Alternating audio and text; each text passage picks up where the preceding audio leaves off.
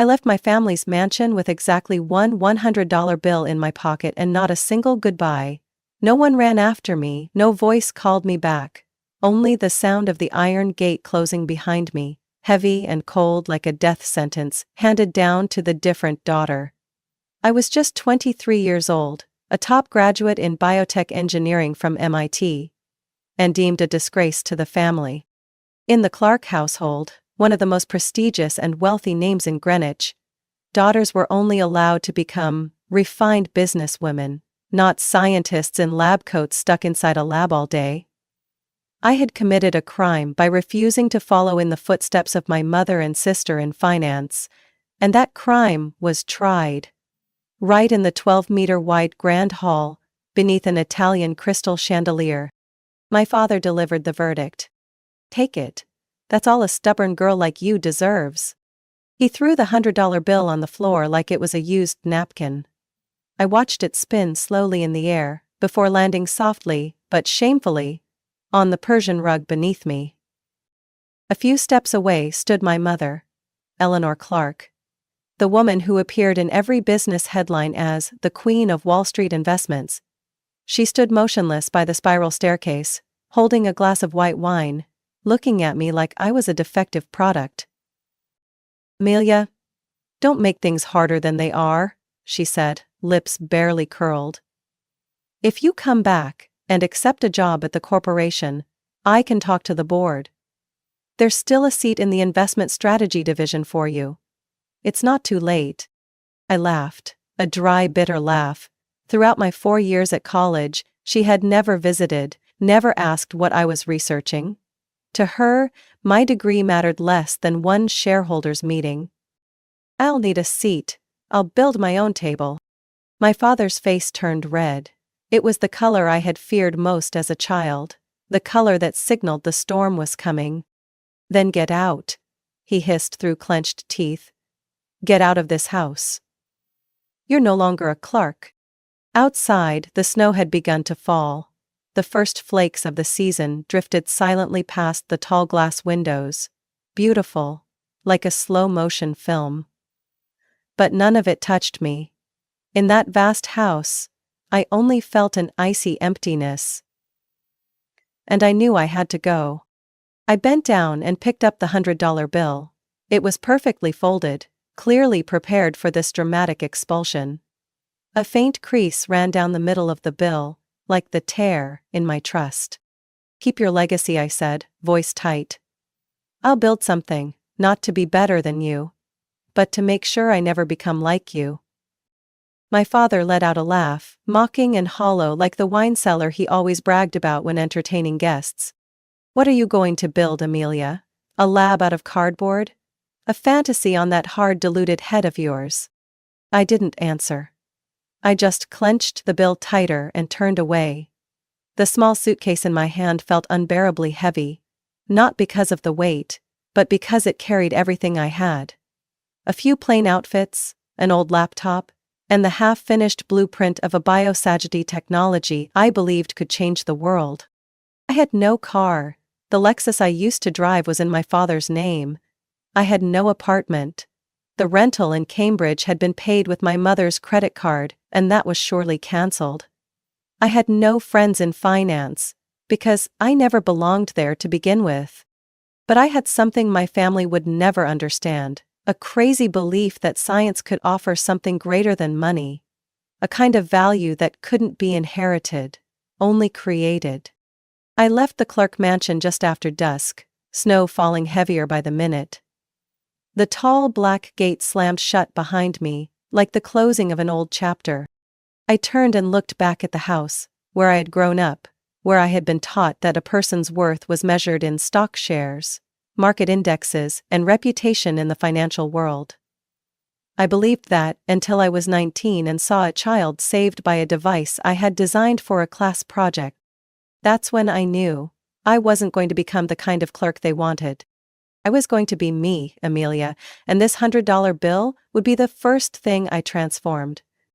I arrived in San Jose at midnight after a 13-hour bus ride from New York. The fare was $37, leaving me with $63 and some loose change.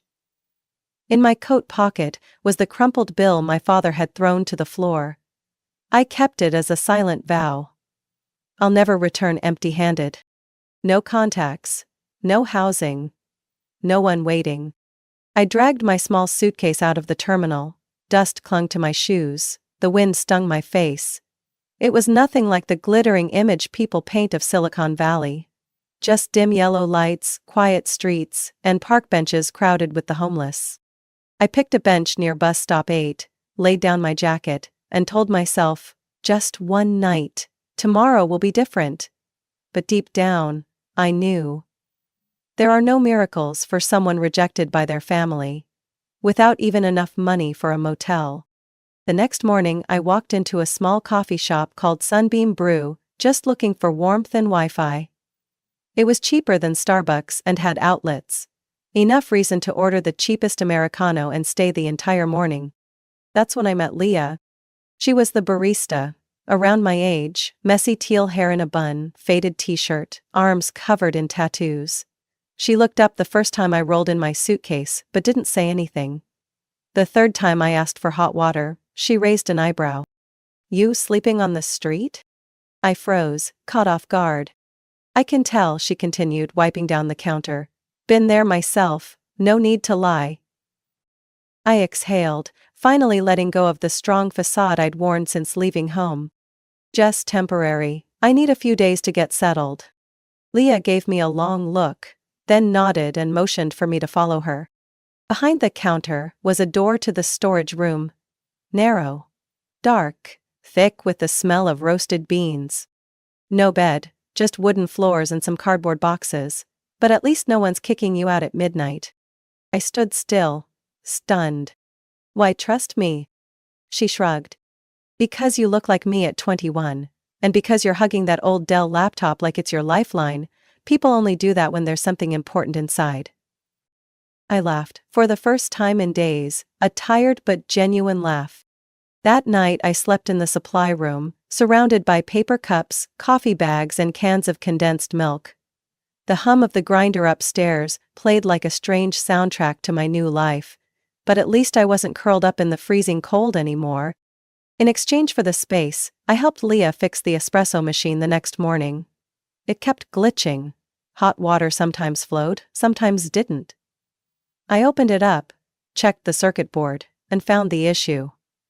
A faulty pressure sensor.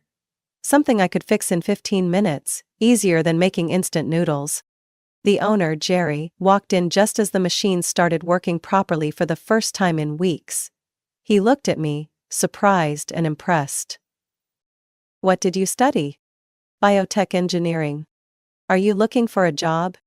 I nodded. I can put you on the night shift. Cleaning, organizing storage, sometimes helping at the bar. It's not much, but enough for food. I nearly cried. From that day on, I officially worked at Sunbeam Brew, helping clean during the day and sleeping in the storage room at night. Whenever I had free time, I sat in the back corner of the cafe, opened my laptop, and began rewriting the ideas I'd carried since college. A bioenergy storage device. Feasible, clean, and more efficient than traditional lithium batteries. Leah often sat next to me after her shift, bringing 2 muffins and a pile of curious questions. Is this a bacterial tube or a capacitor? No. It's a modified protein structure. It stores electricity by changing shape in response to enzymes. Sounds like something out of a sci-fi movie, but what are you going to do with it? I paused, looking at Leah. Her eyes didn't mock me like so many others had. I'm going to create something the energy industry has never seen. Leah burst out laughing. Sounds like one of those weirdos on TED Talks. I laughed with her. Yeah, but those weirdos changed the world. I lived like that for 3 months. Mornings at the cafe, afternoons learning new tech through free Wi-Fi, evenings sitting with Leah explaining biochemical energy structures using plastic cups. I gradually completed the first draft of my bioenergy storage system, called Helix Core. I didn't know where it would take me, but I was sure of one thing. My father was right about only one thing. Money can measure a person's value, If that person knows how to use it to create what no one else dares to believe is possible. I stared at the computer screen for 5 straight minutes without blinking. That PDF file, the title Wedding Expenses for Mia and Ryan, pierced straight through my chest like a dagger. $35,863.00. Every line item listed down to the penny. Wedding flowers, $1,200, 0 cents. Cake, $650, 0 cents. Extra chairs for my dad's relatives, $248, 0 cents. I read to the bottom, my hand beginning to tremble. Please pay at your earliest convenience. Your parents hope you handle this quickly. No thank you. No well wishes. Just an order. Cold. Precise. My heart twisted like I'd just been cast out from the family I thought had finally started to open their arms. Ryan stood behind me, his shoulders tensing as he read over the email. He turned to me, voice low, every word tight through his teeth. What the hell is this, Mia? I didn't answer. How could I? I was still asking myself the same thing. I remembered my mom holding my hands, her voice gentle. I just don't want you to ever feel like you're lacking again. This wedding is our gift to you. That sentence now felt like a cruel joke. A con.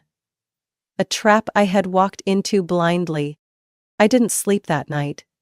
I paced back and forth, checked the email again, dug through every message my mother had sent before. Not one line said it was an advance or something I'd have to repay. Not a single word. I remembered my father's cheerful voice at the engagement party, his hand on Ryan's shoulder. We're so proud of her. Finally, a good man to take her home. Every compliment, every hug, now just hollow shells. The truth was plain, brutal, undeniable. They never intended it as a gift. They were investing and expecting a return. The next morning, Ryan found me in the kitchen. I can write this check right now, not because I want to, but because you need this pain to stop. I looked at him, my eyes red. I don't want their money. I don't want a wedding gift snatched back like a slap in the face. But I do want an answer. I want to be seen as their daughter, not as a balance due. Ryan held me, tightly, as if trying to keep together the pieces my family had just shattered. That night, I sat down to write a letter. I couldn't face them directly. I knew if I did, I'd scream. I'd break into pieces, and then the cycle would repeat. I'd be hurt, they'd blame me, and I'd be the one apologizing again. In the letter I wrote, Dear Mom and Dad, I received the invoice. And I don't understand. You offered to pay for the wedding, you said it was a gift, a sign of love. I never asked, I never hinted, I believed you. For the first time in years I truly thought, maybe I was finally someone you could love. Without conditions. But this invoice, it tells me I was just a transaction. I'm not angry about the money. I'm angry about the betrayal. And it hurt because once again, I'm reminded, I'm not Alyssa. I folded the letter, sealed it in an envelope, and included a check covering the full $35,863.00. Before sending it, I added one last line. Hand trembling but firm. This will be the last financial interaction between us. From now on, I will not receive, nor need, anything from you. Including inheritance. The day I dropped that envelope into the mailbox, the sky was gray and the wind sliced like ice. But I didn't shiver. I felt relief. Sadness. Yes. But in that cold, for the first time, I felt like I was reclaiming my own life. 3 days passed, no reply, no message, no call, no explanation. Silence. Just like the way they always punished me for stepping out of line. The only difference was, this time, I didn't feel guilty. I thought of Elisa. The way her eyes sparkled when she received the keys to the beach house. The way Mom handed her the diamond-studded ring and said, You deserve this. I used to dream of hearing those words once. But not anymore. I don't need someone to say I deserve it. I know I do. That night, Ryan came home with 2 cups of mint ice cream, my favorite since I was a kid, though my mom always said, that flavor's not classy. I laughed while eating, tears falling without me even noticing. Not from pain, but because I finally knew who truly chose to stay. I called my design Helix Core, a bioenergy storage system based on a double helix structure modeled after DNA.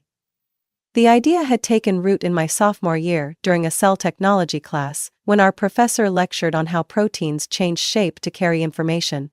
I had asked myself, if a molecule can store information, why can't it store energy? It sounded crazy. And honestly, most professors I pitched it to said it was impossible under current conditions. One even mocked me. You should write sci-fi novels, not an engineering thesis. But I didn't stop. I knew I was touching something that could change the entire renewable energy industry. Every night after my shift at Sunbeam Brew, I sat in the back corner using the cafe's Wi-Fi to dig through materials. Hundreds of papers on electroenzymes, nanomaterials, and molecular design. I sketched diagrams in pencil because my laptop battery couldn't last the night. Those pages, now full of scribbles, arrows, and equations, were the beginning of something that just might change the world. 3 months later, an opportunity arrived, random and wild like everything else in my life. That day, Leah called me over to the counter and pointed at a man near the door, furiously typing on his laptop, frustration all over his face. That guy's Jason Kim, CEO of some medical device startup. Last night, I heard him complaining about losing a major contract because their batteries suck. I hesitated. I had never pitched Helix Core to anyone but Leah. But then I remembered that crumpled $100 bill. And I walked over. Excuse me, I heard you're having an energy issue with your biotech device? Jason looked up, frowning. Who are you? Amelia Clark. I'm not a business expert, but I have a biobattery design that might help. He gave me a skeptical, almost condescending stare, then scoffed. You think you've invented a nuclear reactor or something? I didn't react. I just pulled out a stack of diagrams from my backpack. Everything I had. And slid it across the table. I don't need you to believe me, I just need you to read. He read in complete silence for almost 10 minutes. When he looked up again, Jason's eyes were completely different. If this is real, it could change the entire game. I nodded. I know. 3 days later, Jason introduced me to Dr. Vivian Patel, a leading biotech researcher at Stanford University. She had led dozens of major projects and was notorious for her ruthless bluntness. The meeting was held in a cold lab, filled with the scent of ethanol and microscopes. I have 1 hour, she said. And if this design is garbage, you'll know immediately. I presented everything, from the principles of the helix core structure to the enzyme-based charge transfer mechanism. She kept interrupting, challenging, rebutting, pushing my logic to the edge. Just as I began to panic, she suddenly went quiet. Half a minute passed. Then she gave a small nod. Bold. Impractical. But there's potential. I held my breath. I know some people at Berkeley. They might let you borrow lab equipment to test a prototype. But be warned, if a single parameter is off, the whole thing collapses. I accept. You're insane, she said, giving me one last look. But sometimes, insane is the only thing big enough to change an industry. The following week, I started working at Berkeley's Molecular Energy Research Center, unofficially sponsored through Dr. Patel's connections. They didn't pay me a dime, but I got access to the lab at night, 8:00 p.m. to 3:00 a.m. After the main projects cleared out.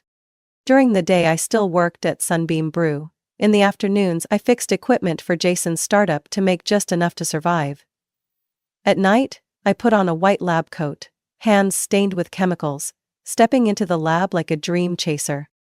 For 8 weeks straight, I failed. Protein samples denatured, enzymes died under high temperatures, conductive membranes underperformed. Every night, I stared at flawed data, feeling like I was falling into a black hole. What are you trying to prove, Amelia? I muttered to myself one night, as test model 47 burned out under the electrode. But I didn't give up. Because I remembered what my father once said. You'll never finish anything. And I was going to prove him wrong. On day 59, at 2:47 a.m., test model Helix Core V3.912 unexpectedly registered an energy transfer efficiency of 97.8%. I couldn't believe my eyes. I triple-checked. Same result. 97.8%. I cried right there at the freezing lab bench. Not from joy, but because, for the first time in my life, something no one believed was finally becoming real. The next morning, Dr. Patel walked in to find me passed out at the table, pen still in hand. She said nothing. Just flipped to the final data sheet and stared at the chart. After a few minutes, she said only one thing. We need to present this to the National Energy Integration Council. I looked up, eyes tired but glowing. So, it's good enough? She didn't answer, just turned to leave and added, No, Amelia, it's not just good. It could be the future. When the Helix Core prototype reached 98.7% storage efficiency, the entire Berkeley lab held its breath. That number shattered every current tech benchmark. While lithium-ion batteries topped out at 85 to 90%, mine was approaching maximum theoretical performance. This wasn't just a breakthrough. It was a punch in the face to everyone who once laughed at the idea of bioenergy. Dr. Vivian Patel personally validated the test results. She submitted reports to 2 leading research institutions. A week later, I received emails from 3 tech investment funds, all requesting an urgent meeting. Leah, the one who had watched every draft from day one, shoved a new gray blazer into my hands, freshly bought from a thrift shop. No one's going to fund you in an ink-stained t-shirt and busted sneakers, genius. I laughed. You know I hate those formal pitch meetings. I know. But they don't invest in dreamers. They invest in people who make dreams look like plans. And just like that, I stepped into the biggest pitch of my life. The first meeting was with Vanguard Axis, a startup fund in San Francisco. The conference room overlooked the bay, with a polished walnut table and 6 men in wrinkle-free Armani suits. I laid out the full Helix Core process, the test results, a 3-year plan, and the exploding renewable energy market. At the end, one of them asked, "Why should we trust a young engineer with no PhD and no experience running a company?" I answered directly, "Because I didn't build anything on assumptions. I started from zero, no money, no backing, and still brought this idea to the verge of prototyping. I don't need you to believe in me. I just need you not to miss the one chance to stand beside a revolution." They smiled, polite, but they never called back. The second meeting was with Stormline Ventures, and the reaction was identical. Admiration for the tech but fear of risk. They offered $500,000, 0 cents, for 40% equity. Practically an insult. I declined. Leah screamed when I told her. "Amelia, $500,000, 0 cents is more than everything I've ever owned in my life. I'm not trading the entire future just to scrape by for a few months." "You're insane." I laughed and exhaled. "I know." The final opportunity came from Orion Matrix Capital, a venture fund based in Palo Alto, specializing in breakthrough technology. The meeting took place in a minimalist conference room, just 3 people present. Seated in the middle was Isabella Cruz, senior partner at The Woman, who had led 3 startups to unicorn status in 5 years. "I've reviewed your data, Amelia," she said after my pitch. "Impressive. Almost too good to be true." "It's real." "I believe that. But I need to know something else. You're a brilliant scientist, but can you handle the pressure when this company grows, when all eyes are on you, when money, politics, and media tear at your dream?" I looked her straight in the eye. "I've slept in a cafe storage room, lived off leftover muffins, fixed espresso machines in exchange for a place to stay. I can handle the entire world if it stands between me and Helix Core." The room went dead silent. Then, Isabella nodded. "I believe you." Orion Matrix will invest $5 million, 0 cents for 22% equity, on the condition that you assemble a tech team within 60 days and deliver a commercial prototype plan in 12 months. I froze. My heart pounded. I accept. 2 weeks later, I founded my own company, named Helix Core Systems. Our first office was a renovated warehouse on the outskirts of Fremont, smelling like fresh paint, with wires hanging like spiderwebs. I hired 4 engineers, 2 former Tesla employees, 1 from the Berkeley lab, and 1 was Leah. "I don't have an engineering degree," she said when I offered. "I don't need a degree. I need the person who asked the right questions, when I didn't know I was wrong." She agreed, but made me promise a raise after the first month, or she'd dump coffee on my head every morning. We worked like maniacs. No weekends, no evenings, no concept of work hours. Helix Core slowly moved from sketches into reality. I looked at the first prototype, just slightly larger than a soda can. But inside it held thousands of hours of labor, thousands of rejections, and the whispered promise I made to myself every night. Don't give up. Just one more step. 1 month after the contract signing, I received a letter. No return address. Just a plain white envelope with an old $100 0-cent bill inside. The same one my father had thrown in my face years ago. Attached was a single sheet of paper with 2 printed lines. Amelia Clark, CEO, Helix Core Systems. Looks like you figured out how to use it better than your father. I didn't laugh. I didn't cry. I simply folded the note and placed it in the top drawer of my desk. I didn't need an apology, I needed results. And the results? They were coming faster than I had imagined. 3 years after I walked into the Orion Matrix conference room wearing a rented blazer and a dream that was mocked, Helix Core Systems launched its first commercial product. Helix Core V1. A bio-battery system capable of storing energy with 99.1% efficiency. The shockwave through the energy industry was seismic. The press called it the quantum leap of the 21st century. Renewable energy firms from Europe, South Korea, and South America lined up to sign distribution deals. Fossil fuel giants started to panic, literally. For the first time in modern history, a clean energy storage system had not only matched, but vastly outperformed, traditional fuels in both efficiency and cost. The public demo took place in an industrial site in Arizona, where extreme heat typically crippled traditional systems in continuous operation. I stood before a sleek row of silver Helix Core batteries, hand-gripping the remote. My eyes were fixed on the energy sensor screen. The numbers shot up as the system activated. 99.1%. No fluctuation. No loss. The audience, government officials, energy execs, and international press, rose to their feet in unison, a wave of cheers like a stadium eruption. "She did it!" a CNBC reporter exclaimed. "She just rewrote the rulebook." I turned to Leah, now our chief operating officer. Her hair was still deep green, but now tied up in a high bun like a proper CEO. She whispered, eyes filled with emotion. "I told you you weren't normal." I smiled, eyes stinging. "And this world, Leah, it's finally learning how to keep up with abnormal." 3 months after that demo, Helix Core Systems went public on the NASDAQ. Stock symbol HCS. Shares tripled within 72 hours. The media dubbed me the female Elon Musk. I hated the label, but I got the message. A rebel in a stale industry.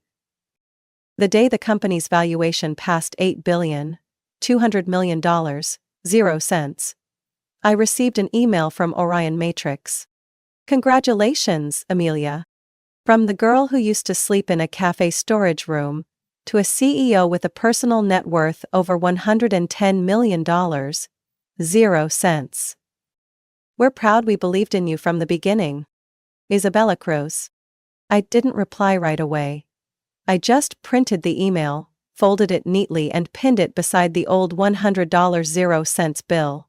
The one I kept from the day my father threw it at me. 2 symbols, one of humiliation, one of recognition. Both were fuel for my journey. The new Helix Core headquarters was built in San Mateo, a 6-story glass tower, eco-friendly, powered entirely by our own technology.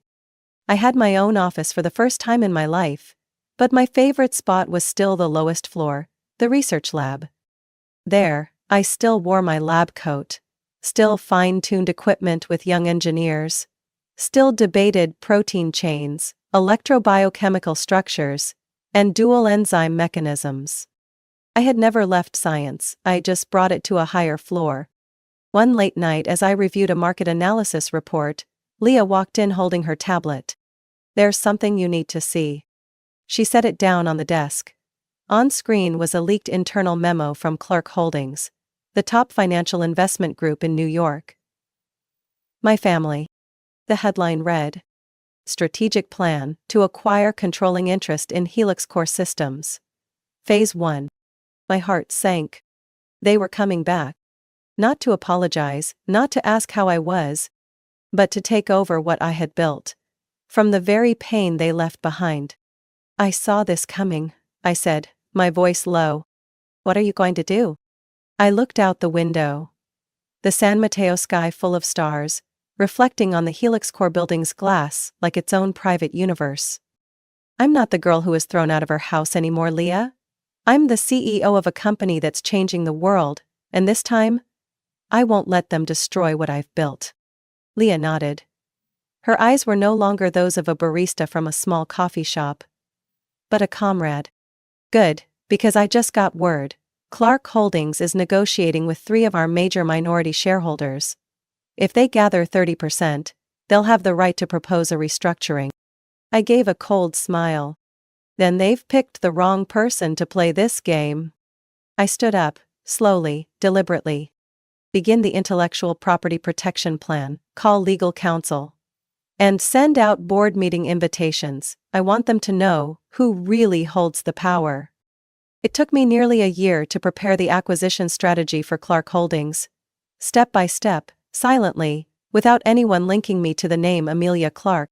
I was no longer the girl cast out with a $100 0-cents bill in her pocket. I was now Elena Brooks. The name I used for all transaction records tied to Northgate Nova Capital, a subsidiary of Helix Core Systems, incorporated in Delaware, with multi-layered ownership structure to perfectly shield the identity of its principal shareholder. When my family began secretly collecting Helix Core shares to initiate a takeover, they had no idea I had already moved first and was doing the same to their own investment empire. Clark Holdings was a financial beast, with over 80 years of history, specializing in conservative sectors, luxury real estate, banking, traditional energy. When they tried to break into renewable energy, their rigidity became their fatal flaw. One I understood better than anyone. Through 3 indirect investment companies in Switzerland, Singapore, and Nevada, my legal team and I quietly bought up small chunks of Clark Holdings, acquiring stakes from dormant funds, retired shareholders, and investors hit hard by last year's market crash. In just 9 months, we quietly acquired 31% of the shares, and thanks to holding a large portion of Clark's maturing corporate bonds, I had the upper hand. I didn't need to knock with my old name. I'd break the door down with the power of capital. The emergency shareholder meeting took place at Clark's New York headquarters. I arrived on time, in a simple black dress, hair in a tight bun, gold-rimmed glasses. No one recognized me. Because no one ever imagined Amelia Clark, the daughter once labeled a stain on the family name, would return like this. When I entered the boardroom, all eyes turned to Douglas Clark. My father, chairman of the board. He sat at the head. Hair grayer than before, voice still sharp as ever. "I declare this meeting open. Will the representative of Northgate Nova Capital please identify themselves?" I stood. "I'm Elena Brooks, CEO of Northgate Nova Capital." He frowned. The name meant nothing to him. "Good." I opened my folder, speaking clearly. Under regulations, any shareholder holding over 30% of equity and more than 50% of outstanding bonds has the right to motion for executive restructuring. Northgate Nova Capital currently holds 31.4% of shares and 54% of Clark Holdings bonds. We are requesting a vote to remove the current chairman and restructure the board. Silence fell over the room. The first to stand in protest was Gwen Harper, my sister, currently the executive director of international investments. This is insane. Who do you think you are walking in here to topple the board? I met her eyes, voice unwavering. I'm the one they threw out of the family. And today, I'm here to take back what never rightfully belonged to them. Gwen squinted as if trying to match my face to a distant memory. Amelia. My father snapped around, voice like a hiss through clenched teeth. No, it can't be. I removed my glasses, took off my coat. His eyes met mine. And it hit him like a punch. Hello, Dad, long time no see. The air shattered like glass. A few shareholders murmured, some nodded subtly. They had heard rumors about the young woman who once rejected a massive inheritance, who built a bio-battery company from nothing. But never imagined she'd appear here, with power and composure like this. Douglas Clark stood, trembling. You came back. For revenge? I stepped to the table and laid down copies of share transfer documents, bond contracts, and the restructuring plan. No.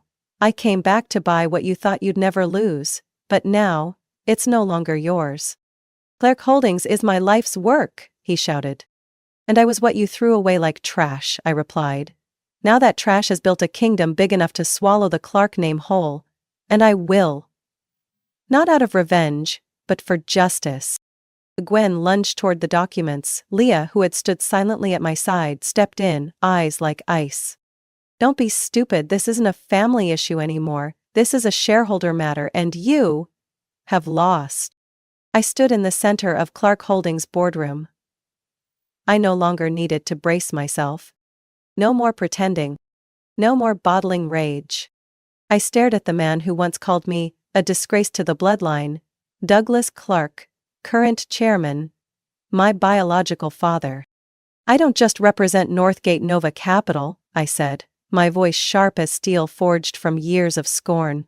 I also represent 45.3% of existing equity, and the majority of outstanding bond debt Clark Holdings relies on to stay afloat. A ripple of whispers spread through the room. Douglas clenched his fists, his jaw twitching as he fought to maintain the last shred of authority. You're threatening me? He rasped, shaking. This company, it's my life's work, my father's, our legacy. I couldn't hold back a laugh.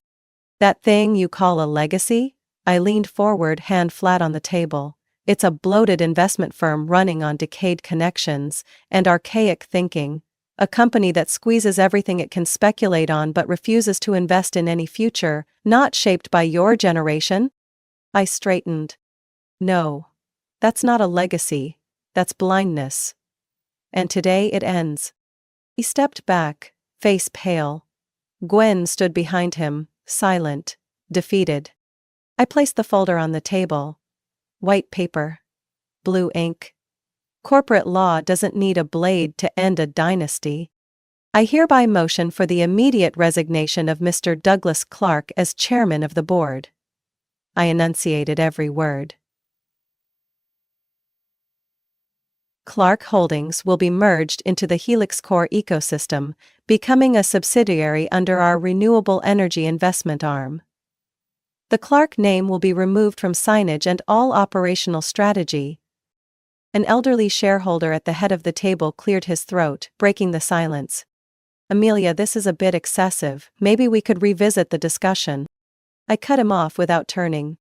I've spent my whole life being ignored in discussions like this. This time, I'm not speaking to be heard. I'm speaking to announce. My father gripped the table, his hands trembling. You can't do this. I turned to him, my eyes no longer pained, only resolute. You once said money is the only thing that measures a person's worth. I raised the financial report and tossed it onto the table. Then take a look, Dad. My personal net worth has surpassed $120 million, 0 cents. My subsidiary stock dominates nearly half the clean energy market in California. And you? You're using my money to roll over the debt of a company I just swallowed whole." He looked at me, eyes no longer furious, but hopeless.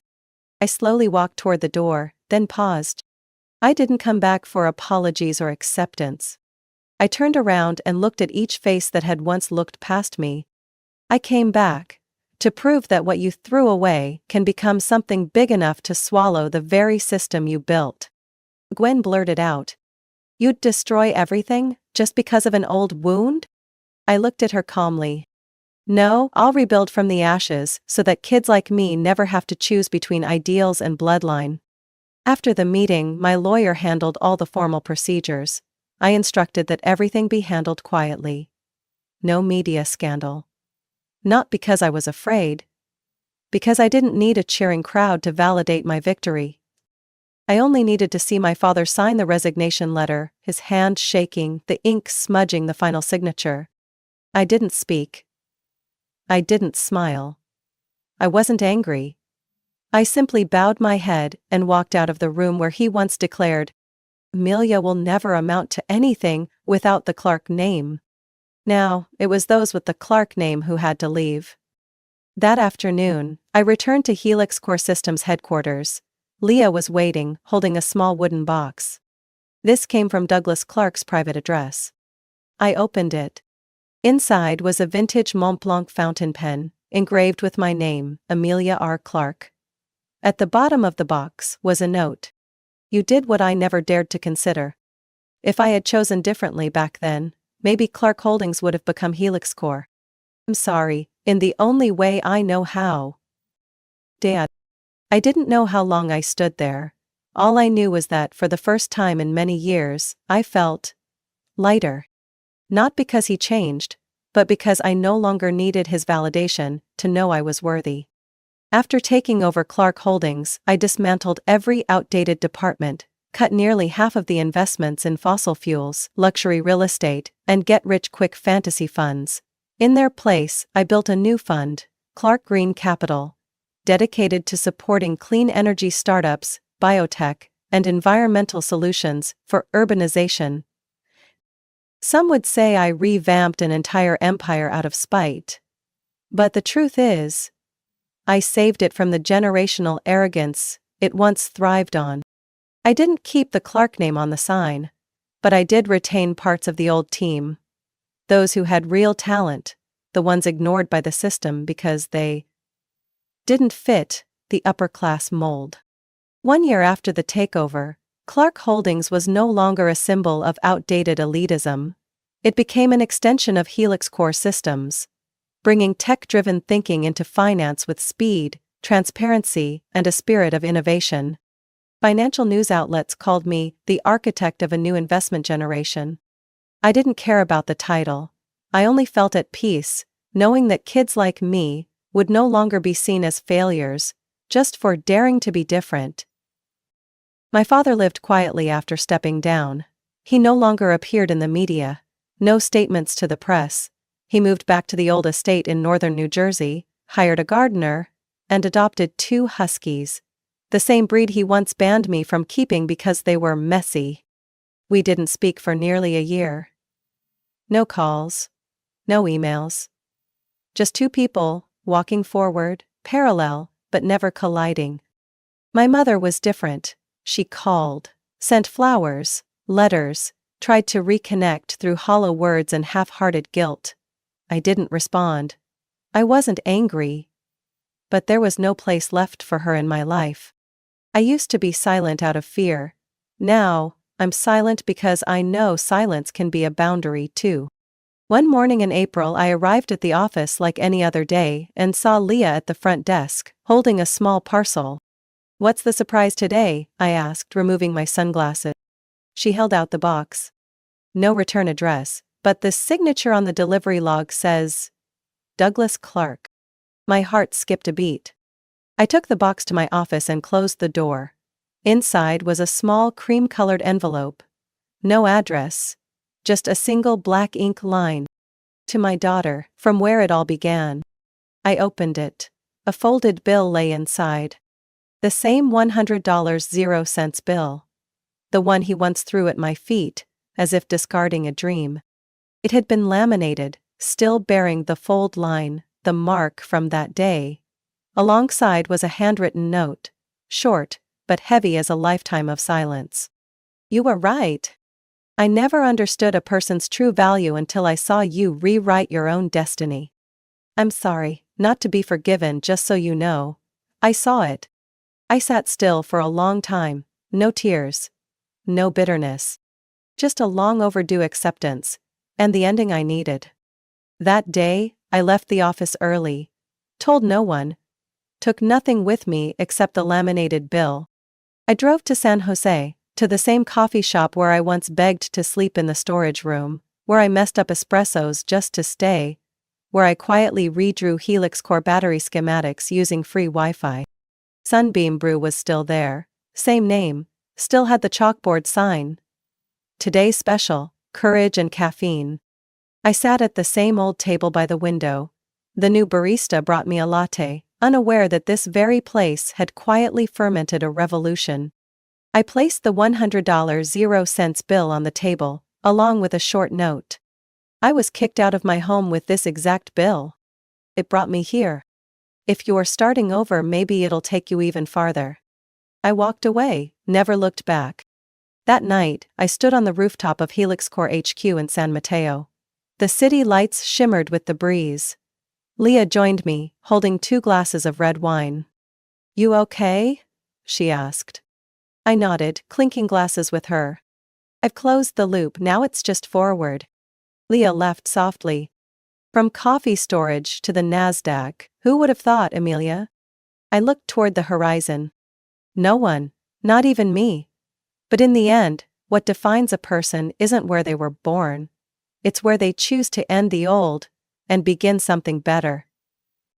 Amelia Clark's story isn't just a journey from rejection to power. It's proof of what resilience and self-determination can build.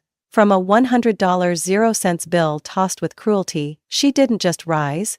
She transformed pain into the foundation of a revolutionary empire. Her story reminds us, a person's worth isn't where they come from, it's what they dare to create from nothing. What do you think about Amelia's journey, and how she faced the family that once abandoned her?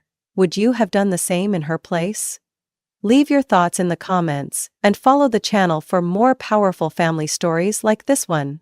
No one ever warned me that sometimes, the first person to betray you is the one who taught you how to write your first letters. The name Anna Monroe on legal documents, once believed to be a source of pride for my parents, turned out to be a pawn in an elaborate scam orchestrated by them. The call came from a stranger, but the message was enough to shatter a decade I had built with blood and trust.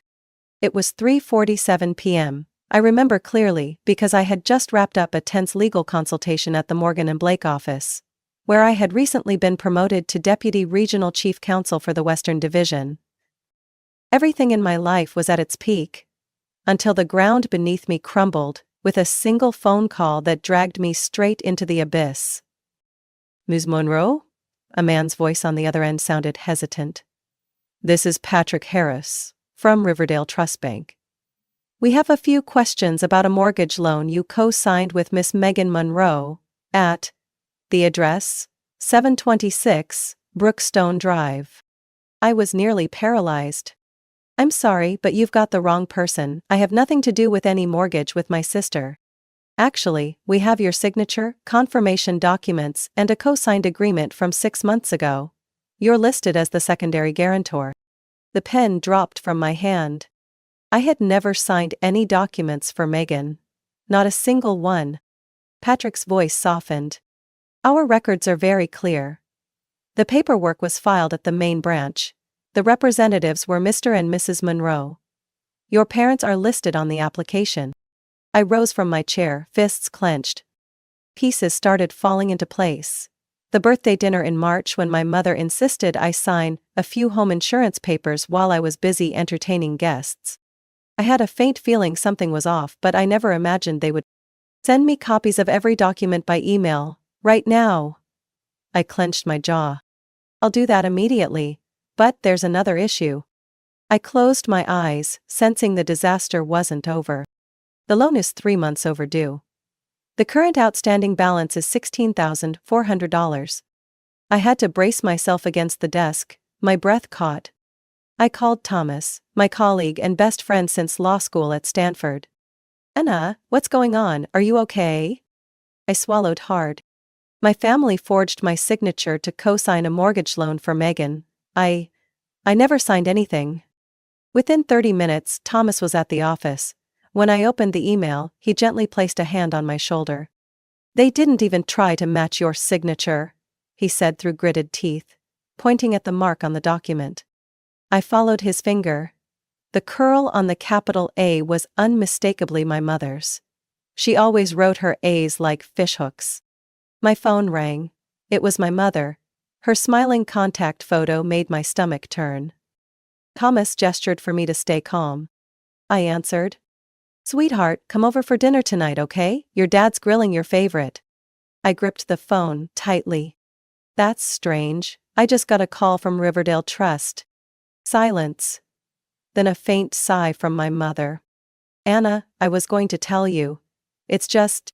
You were going to tell me what? That you and Dad forged my signature and tied me to a $200,000 mortgage I didn't know about? Don't exaggerate, Anna. It was for Megan. You know how hard it's been for her. I cut her off, throat burning. Do you have any idea this could ruin my career? I'm a lawyer. Did you forget that? You're always so strong, Anna. I knew you could handle it. No, you knew I was easy to manipulate. That's why you did it. I'll be over tonight. Megan better be there too. And this time, you're telling the truth. The whole truth. I hung up, my hands were still trembling. Thomas pushed the file folder toward me. This isn't just signature forgery. They submitted income documents. They used your name as collateral.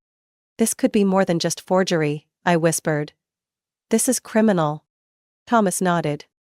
We need to find out what else they've opened in your name. If they got away with the mortgage, there could be other accounts. I slumped into the chair, my head pounding.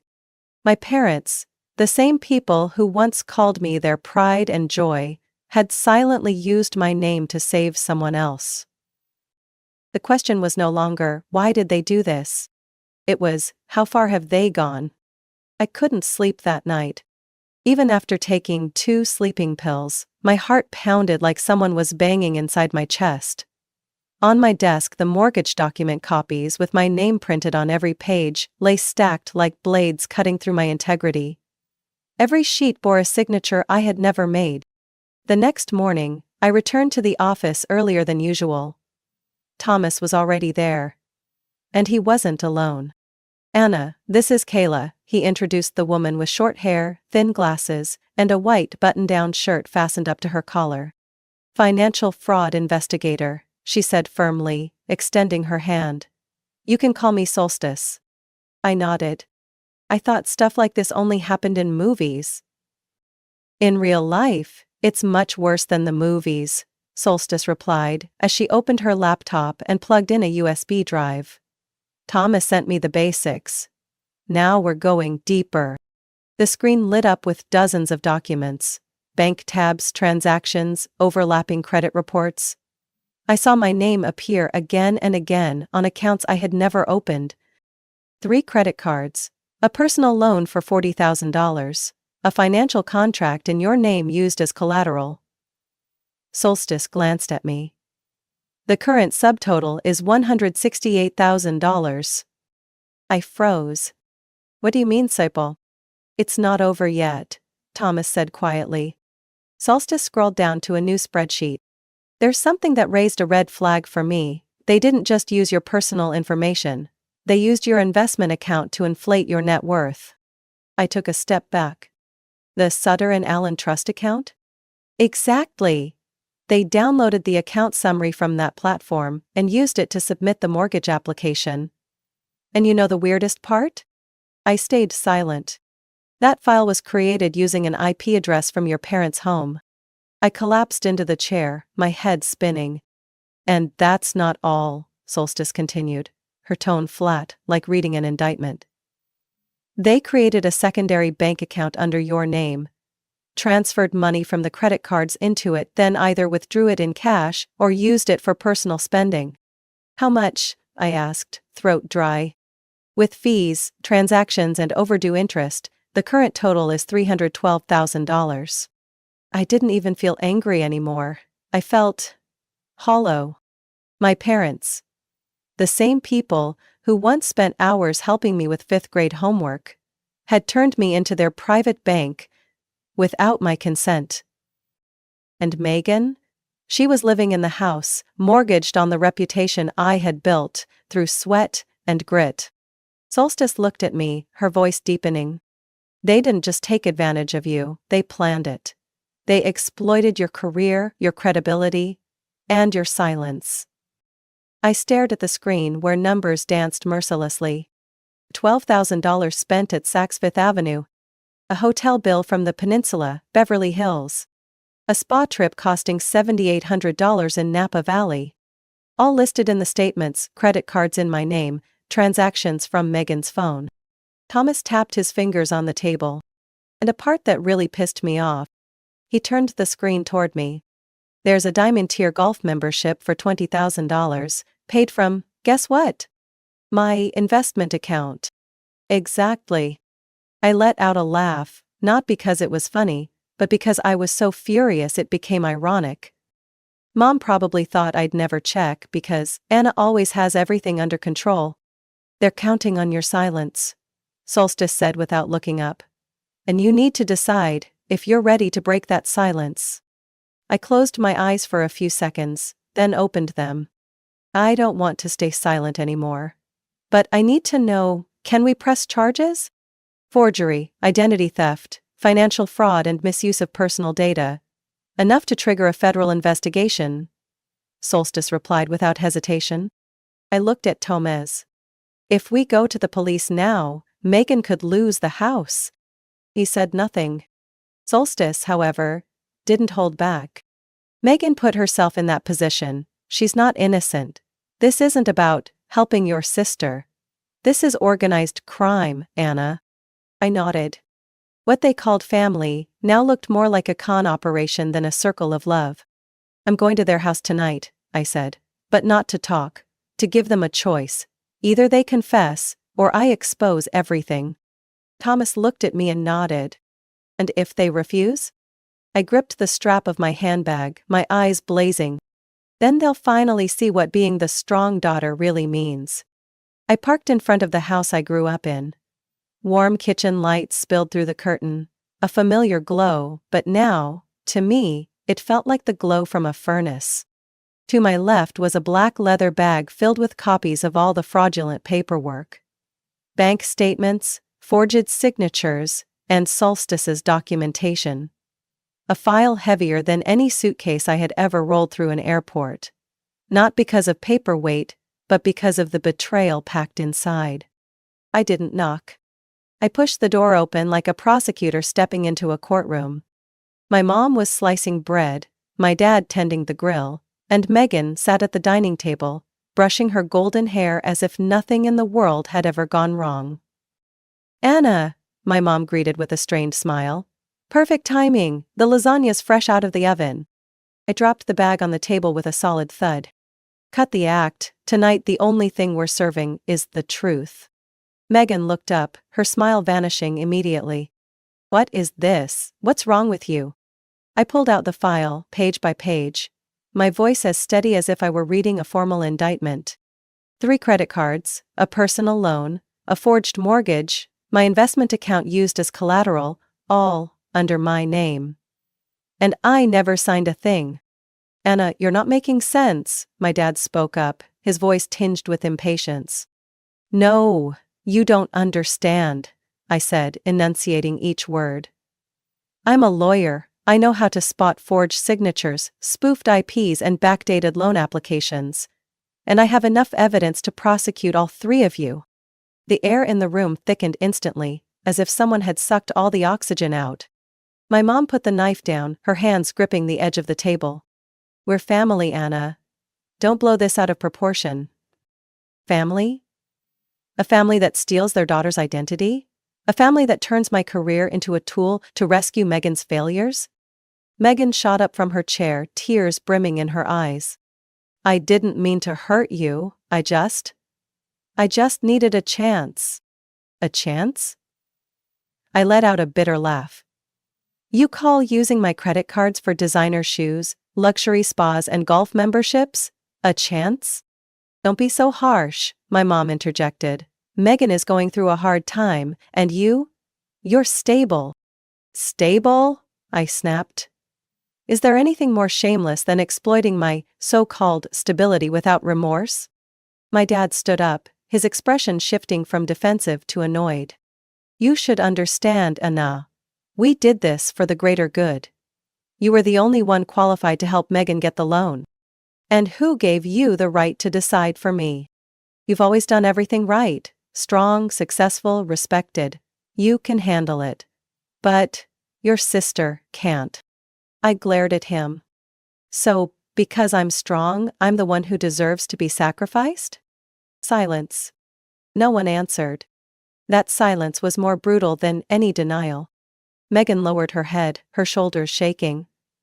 I didn't feel sorry for her, only disgusted. I'm reporting this to the bank, and if you don't come clean, I'll forward the entire file to the Financial Fraud Investigation Office. You'd destroy this family over a moment of anger?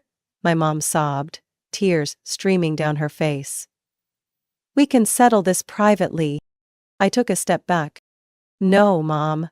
A family isn't a place where I get financially, professionally, and legally exploited. Megan rushed toward me, grabbing my hand, tears pouring. I'll pay it back, I just need time. I pulled my hand away like I'd touched a blade. 3 months past due, $16,000 unpaid. And with all that lavish spending, how exactly do you plan to pay it back? Silence again. Every glance, every breath in that once familiar kitchen, now made me feel like a stranger on the stage of a grotesque play. Tomorrow, I'm meeting with the branch manager, I said coldly. If you want to confess, show up there before I do. You'd send your entire family to prison, my dad exclaimed. I'm not doing anything, I said, turning to the door, clutching the file bag. You did this to yourselves. I'm just flipping the light switch so the world can see it. I stepped out the door, leaving behind an untouched dinner, cold lasagna, and people who once shared my blood. Now strangers, wearing familiar faces. I thought I had seen the worst of what they could do. I thought the peak of betrayal was forging my signature and turning me into a debtor. I was wrong. 3 days after that confrontation, I returned to the office, thinking I'd begin drafting the lawsuit. But when I entered the conference room, Thomas and Solstice were already there. Silent. Their expressions so grave, it made my blood run cold. What's going on? I asked, setting my briefcase down. Solstice didn't answer right away. She opened her laptop and turned the screen toward me. Anna, we found something else. On the screen was a job application, submitted to a law firm in Texas. The applicant, Anna Monroe. I frowned. What is this? Most of my former colleagues works there. They called to ask why you were applying. While you're still employed at Morgan & Blake, and this application used your law degree, bar ID, and social security number. My heart seized. That's not possible. Thomas handed me a folder of printed documents. Here are copies of 3 other applications, sent to firms in Oregon, Colorado, and Arizona. Same name, same credentials. The only difference is the email address, profile photo, and phone number. They all trace back to Megan. I gripped the folder tightly, unable to believe what I was seeing. Shoo! Used my law degree to apply for jobs? Not just that, Solstice continued. She made it past the resume screening, and even got a virtual interview invitation from a major firm in Denver. And Anna? What? They're about to issue a job offer. I slammed my hand on the table. She thinks she can impersonate me to start a legal career? People will find out. Not necessarily, Thomas interjected. If Megan gets through the first round, earns income, receives paychecks, and is entered into HR records, she'll have an employment history to legitimize everything. I shot up from my chair as if I had been sitting on a blade. This isn't just identity theft, this is professional fraud. This is impersonation at a serious level. Solstice pulled out a copy of the email applications. I traced the IP addresses, all were sent from the same location, your parents' house, and there were logins to the California Bar Association portal. From a computer with cookies saved under your account. You mean? Megan didn't just use your information. She accessed your licensed attorney account. If you hadn't discovered this, she could have registered to practice law in another state using your credentials. My throat tightened. She planned this, step by step. This wasn't impulsive or accidental. She calculated it. Thomas nodded. And there's one more thing. He handed me a printout of emails sent from a spoofed address. Anna Monroe, legal, @protonmail.com. The emails included follow-ups with firms, thank you notes for interviews, promises to send additional documents, and even claimed, the original diploma is temporarily missing due to a recent move. I was speechless. Each line felt like a blade, slicing deep into every cell of trust I had left. They built a fake version of me, not just to steal money, but to steal my entire life.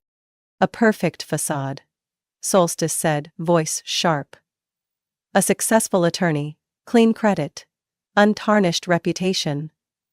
They weren't just borrowing your name for loans. They intended to recycle you into a polished version of Megan. I laughed. A bitter, hollow laugh slipped from my mouth. How poetic. I've become a product to be repurposed. Thomas placed a hand on my shoulder. We won't let her get through another round. I've contacted the licensing board and legal ethics committee. If Megan submits anything official, they'll catch it. What about the firm about to issue the offer? We intervened. The offer has been suspended, but they want to file a report with the professional association. They should, I exhaled. Because this isn't a scam. It's a crime. Solstice looked at me, her eyes cold. If she takes one more step, you will be investigated. By police, the Bar Association, even the district attorney's office. And everything will lead back to you.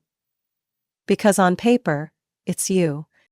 I bowed my head, turned into a shadow, something that could be copied, exploited, and discarded when no longer useful. What do we do now?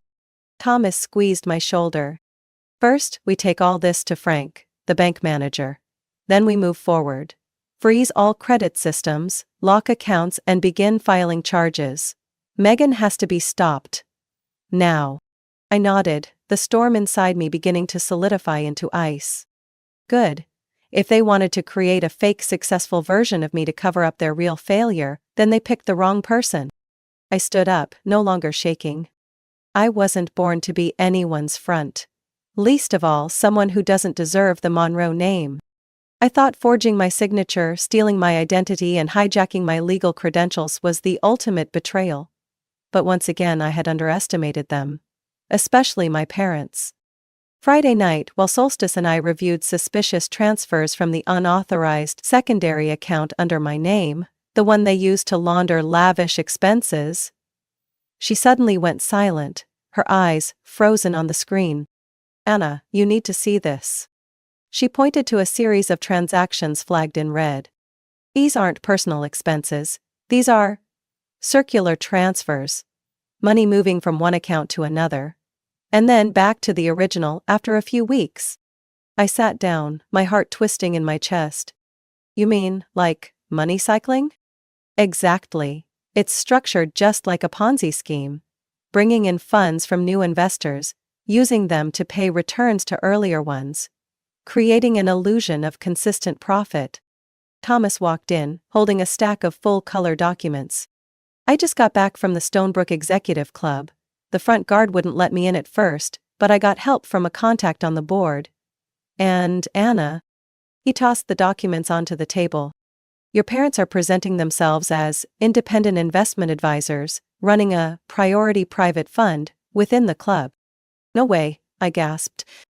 They're using your reputation, your financial credentials, even your Harvard Business School graduation photo, to prove they're backed by your expertise. I picked up one of the brochures for the Monroe Legacy Fund. In the center was a photo of me, smiling in a business suit, with a tagline below.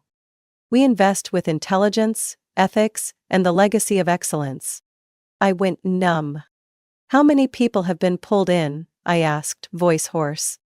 Initial estimate, at least 17. Most are elderly, retired members with idle savings. They were convinced by a steady 12% annual return your parents promised. But the numbers are completely fabricated. Solstice opened another spreadsheet. Current circular cash flow nearly $2 million. Over $300,000 of that came from your investment account, used as proof of success to attract new investors. I gripped the table's edge. They used everything I built to construct a house of lies, and now they're using it to bait the vulnerable and the trusting. And that's not all, Solstice added. They have an offshore account in Singapore, funneling money from the fund into it. Started with $20,000, then $100, $250.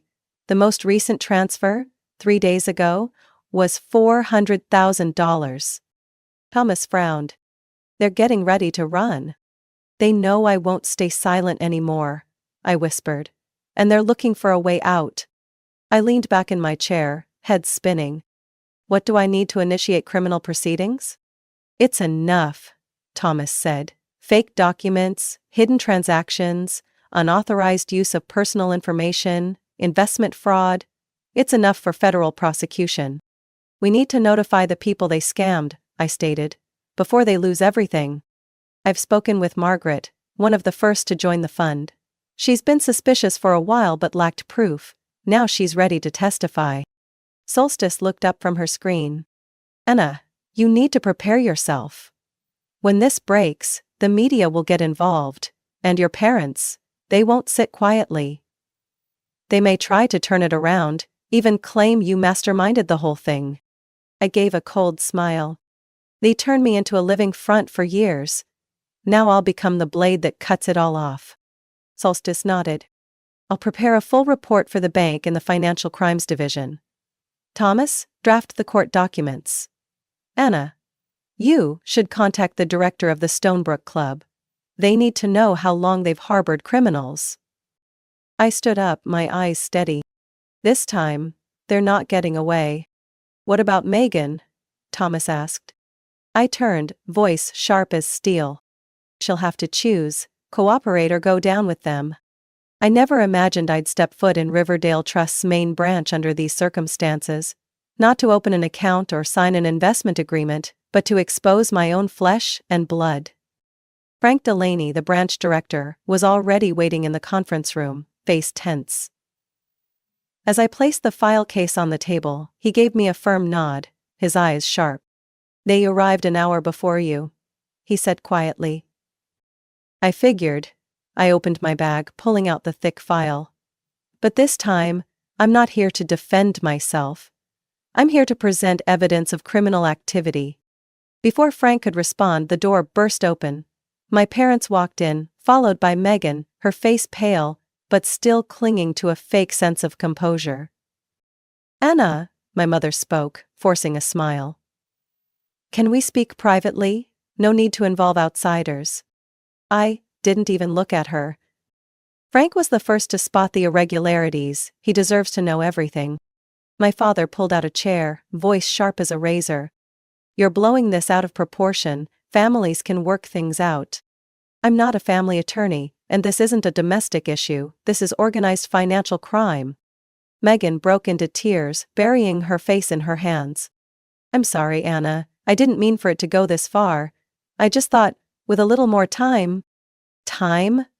I snapped toward her. To keep applying for jobs under my name? To run a Ponzi scheme?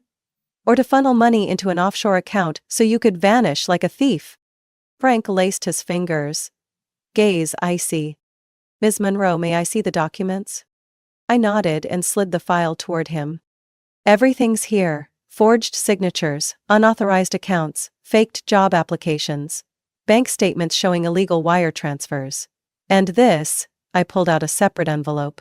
is evidence of the Ponzi scheme my parents are running at Stonebrook Club, using my investment account to fabricate credibility. Frank flipped through the pages in silence, his brows tightening with each turn. When he got to the Singapore account transfers, he brought a hand to his mouth in disbelief. "I can't believe this." My mother sank into her chair, hands trembling. "Anna, you're destroying your own family." I looked at her, my voice flat. "No, I'm protecting everyone else from this family." My father shot up, growling. "You have no idea what you're doing. If you go through with this entire family will fall apart. Your mother, Megan. They won't survive this." I clenched my fists. "Funny how none of you thought about what I could survive when you stole my identity." Frank cleared his throat. I'm obligated to notify our fraud prevention department, and if what Ms. Monroe provided is true, we'll need to report this to federal authorities." Megan screamed. "No, please don't call the police. I don't want to go to jail." I responded coldly. "Then you should have thought of that before you used my name to scam people." My father's tone suddenly changed, gentle, almost sickeningly sweet. "Anna, if you withdraw the complaint, your mother and I will repay everything. We'll sell the house, do whatever it takes, just please don't bring this to court." I gave a bitter laugh. "This isn't about the money anymore. This is about the truth. And I don't negotiate with criminals." Frank stood, his face grave. "I'll freeze all related accounts. And I'm calling the police now." "No need," I said, pulling my phone from my jacket. "I already did, they're on their way." Just then, 3 uniformed officers entered the bank lobby, their eyes scanning the conference room. One nodded at Frank, then turned to me. "Ms. Monroe?" "Yes, I'm the complainant. And I have evidence of criminal activity, committed by these 3. I pointed directly at my parents and Megan. My mother burst into uncontrollable sobs. "Anna, you can't do this, we're family." I turned to her, voice steady. "Family doesn't grant immunity, love doesn't excuse crime." As the officers asked them to stand for preliminary questioning, my father growled. "You're destroying our entire lives." I met his gaze, eyes like blades. "No. You did that.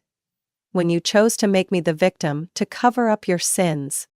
As they were escorted out of the room, Megan turned back, face ashen. "You'll never be forgiven for this." I stood still, unblinking. "And you'll never forget who brought you to this point." The door slammed shut. The room fell into a heavy, deathly silence. Frank sat down, exhaling heavily. I've never seen anything like this in my 30 years in the industry. I looked at him and said nothing. I had no more tears, no more pain. Just a cold, unwavering resolve. "And I never thought," I said softly, "that I'd be the one cleaning up the damage caused by the people who raised me." The federal courtroom was mercilessly cold. Even though it was early summer, walking in felt like stepping into a freezer, where every illusion of family was peeled away under the glare of truth. The trial had lasted more than 3 weeks. 3 weeks filled with evidence, testimony, and cross-examinations. 3 weeks sitting across from the faces that once were family, now defendants. Shedding the last remnants of the morality mask they once wore in public. When I was called to the witness stand, every eye turned toward me. A few familiar faces from the community sat in the audience. People who had once attended our house parties, shaken my father's hand at the Stonebrook Club, praised my mother as elegant and kind, and called Megan a poor girl who needed support. I stood before them, not the meek daughter of the Monroe family anymore, but the key witness, the person who had brought this entire case into the light. "Ms. Monroe," the prosecutor said, "please tell the court how you first discovered the irregularities." I gripped the microphone, my voice firm. "It started with a call from Riverdale Trust Bank informing me that I had co-signed a mortgage for my sister's house. Something I had never done. And then? I conducted a full review of my credit, financial accounts, and personal records. The result was a years-long trail of fraud, including forged signatures, unauthorized credit cards and loans, and misuse of my professional credentials. I paused for a moment, looking straight at my father. His head bowed, hands clasped tightly on his knees. But the worst part wasn't that they spent money in my name, it was that they used my reputation and accomplishments to build a convincing front, to run a Ponzi scheme that defrauded millions of dollars from elderly members at the Stonebrook Club. The prosecutor presented bank transfer statements, photos of fake documents, emails Megan had sent using my law degree to apply for jobs, and the traced records of offshore accounts in Singapore. The family's defense attorney stood to object, claiming the client's intentions were to protect their daughter and help a struggling child. I turned toward the bench. Love does not excuse theft. Family does not equal immunity from crime. They didn't help me, they used me. They didn't protect anyone, they protected their wealth and lavish lifestyle. The courtroom fell silent. When asked about the personal impact, I exhaled slowly. I nearly lost my law license. I nearly lost my reputation, my credibility in the legal community, and the trust I worked so hard to earn. But the most painful part was, I lost my family. Not because of justice, but because of truth. My mother broke down crying. Not the theatrical kind she used to perform, but deep, broken sobs sliding down her face. My father remained silent. No apology, no remorse. Megan stared at the floor, her lips trembling, but said nothing. Finally, it was time for sentencing. The judge, elderly with deep-set eyes and a solemn voice, After reviewing all evidence, testimony, and considering the organized, prolonged, and severely damaging nature of these crimes. The room seemed to hold its breath. Gordon Monroe, the first defendant, is hereby sentenced to 18 years in federal prison for financial fraud, identity theft, and operating an interstate Ponzi scheme. My father stiffened, lips pressed into a thin line. Angela Monroe, the second defendant, is hereby sentenced to 15 years in federal prison for conspiracy, document forgery, and aiding financial fraud. My mother collapsed into sobs, burying her face in her hands. Megan Monroe, the third defendant, is hereby sentenced to 12 years in federal prison for professional impersonation, unauthorized use of personal data, and complicity in fraud. Megan looked up, eyes red and puffy, but not a single tear fell. I didn't cry. I didn't feel triumph. I only felt relief. The judge continued. The court also orders the seizure of all assets gained through illegal activity, including offshore accounts, properties under false names, and transferred assets. The recovered funds will be used to compensate the victims. There were audible sighs of relief from the audience. Elderly victims who had sat quietly through the entire trial. As the three were escorted out of the courtroom, Megan turned back to look at me, lips tightly pressed. "I'll never forgive you," I responded gently without raising my voice. "You don't need to. I don't need forgiveness from someone who built her dreams on someone else's ruin." The door slammed shut, the room fell into heavy silence. Then, a single clap, coming from Margaret, the woman who first called me with a trembling voice. "Do you even know what your parents are doing?" I left the courthouse not in victory, but with the quiet understanding that sometimes, to truly protect what's right, you have to give up what you once held most dear. I used to think justice was the end, that after the trial, after the sentence, I could close this chapter for good, like shutting a book I'd never want to read again. But I realized, justice is only the beginning. The day they were sentenced, I received 64 messages by late afternoon. Most were from strangers, but they all shared one thing. They had been victims of financial abuse within their families. A woman in Texas said her mother drained her entire retirement savings to help her brother invest. An elderly man in Seattle told me his daughter took out a $150,000 loan in his name, then disappeared, leaving him to repay it in his 70s. No one believed them, no one stood by them. The police often said, "It's a family matter." Lawyers would add, "Proving intent is nearly impossible." And society would whisper, "What kind of person sues their own family?" I read every message, and instead of pain, I felt something strange. a clear, burning sense of purpose. To turn my wounds into a weapon that could protect others. 3 months after the trial, I received an invitation from the California Civil Justice Committee. They wanted me to lead a new program, Support Safe, providing legal, financial, and psychological support for victims of family-based financial abuse. Thomas was the first to stand by my side for the project. Solstice joined as the lead investigator for fraudulent transactions. And Margaret, the very first victim of the investment fund my parents had created, became the senior advisor for elder victim outreach. We started in a small office on the 3rd floor of an old building on El Camino Street. Just 2 desks, a borrowed printer, and a whiteboard covered in notes. But what we were building wasn't just an organization, it was a survival network. In the first week, we received 39 requests for help. By the 4th week it was 146. By the 3rd month, we had to hire 3 more attorneys, 2 credit specialists, and a trauma therapist. I was no longer just a lawyer sitting in a conference room. I stood before people shattered by betrayal from their own blood. I listened to their tears, witnessed their collapse, and helped them rebuild the pieces of lives that had been stripped away.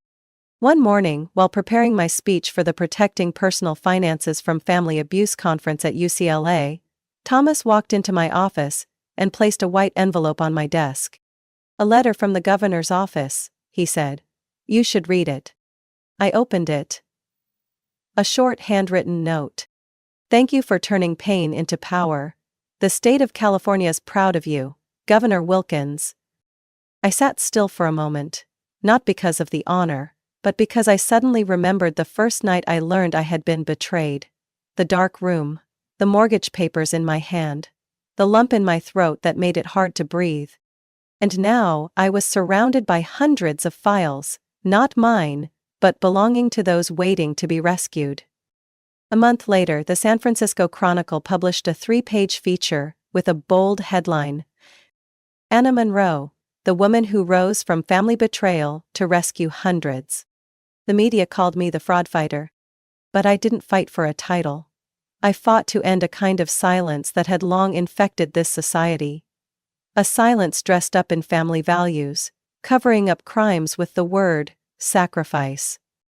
That evening I sat alone in the office, the soft yellow light casting a glow on the wall filled with portraits of victims who had recovered financially. Some were beaming.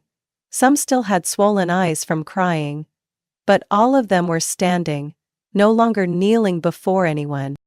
Solstice walked in, carrying 2 cups of coffee. "You're not taking a break?" I smiled, taking a cup from her. "Can't. Too many people still need us." She sat beside me, placing a hand on my shoulder. "You know what's most admirable? It's not that you survived. It's that you refused to let the wound define who you are." I looked back at it all. The years of being exploited. The lies wrapped in counterfeit love. The hugs that came with agendas. Then I looked into the faces of those who had stepped out of the shadows because of what we built, and I knew I had chosen the right path. Anna's story is proof of the cruelty behind financial abuse within families, a form of betrayal hidden beneath the mask of kinship. Even after her own parents and sister destroyed her reputation, career, and trust, Anna didn't fall. She turned pain into purpose, becoming a protector for others like her. This isn't just a story of justice. It's a powerful reminder that true love never comes with deceit. Sometimes, standing up is the purest act of loving yourself. What do you think about Anna's decision? Was she too harsh, or was it the only way to reclaim justice? Share your thoughts below. And don't forget to follow the channel for more raw, emotional stories about family and resilience. I'm Julia Monroe, 32 years old. Last month, I was about to put down a deposit on my very first home, a charming, gabled house on the outskirts of Asheville, North Carolina. It was the result of 11 years of non-stop work, juggling 3 jobs, sleeping on a folding chair in a cramped studio apartment, skipping meals, out just to save. I had managed to save nearly $420,000, enough to buy the house, do some renovations, and still have an emergency cushion. But with one click on my banking app, that entire amount was gone. I froze. My account balance was down to a few $100. The transaction history showed a full wire transfer into an account under the name Franklin Monroe, my father. I didn't speak for several minutes. I didn't cry. I didn't scream. I just felt a wave of cold wash over me, like someone had poured a bucket of ice water down my spine. When I called him, his voice carried no surprise. "Thanks for your naivety," he said, flatly, like he was reporting the weather. "That money will now help Ethan build a more promising future." Ethan, my younger brother, he had just flunked out of college for the second time. You might ask, how did things get to this point? I used to ask myself the same thing, but the truth had been scattered across the 30 years I lived in the Monroe household. I had just never wanted to face it head on. I grew up in a 2-story traditional house in the suburbs of Hendersonville, serene on the outside, a machine of control on the inside. My mother, Linda, was a human resources professional at a major insurance firm. She scheduled everything: meals, homework, extracurriculars, even how long I was allowed to talk to friends on the phone. My father, Franklin, was a financial analyst. He never gave me spending money without demanding detailed logs of how it was used. I once got scolded for buying a magazine without asking. I didn't have my own room until I was 14, and even then, they'd walk in without knocking. My mother called it responsible parenting. To me, it was constant invasion. They controlled how I dressed, what I read, and who I was allowed to befriend. I wasn't allowed to attend summer camps unless they were resume building. But Ethan, he lived on a completely different planet. He was 4 years younger and treated like some kind of reward after a hard life. He had his own room at age 8, got video game consoles, expensive bikes, and was forgiven every time he broke the rules. When Ethan smashed the living room TV in a tantrum, my parents said, "Boys need space to let it out." Meanwhile, I got locked out of the house for coming home 10 minutes late. Maybe that favoritism is what made me so desperate to break free early. I started working at 16, hiding my tips in the back of an old shoe drawer. At 18, I was attending community college while waiting tables. By 19, I had moved out into a shared apartment with 3 roommates, 45 minutes from my parents' house.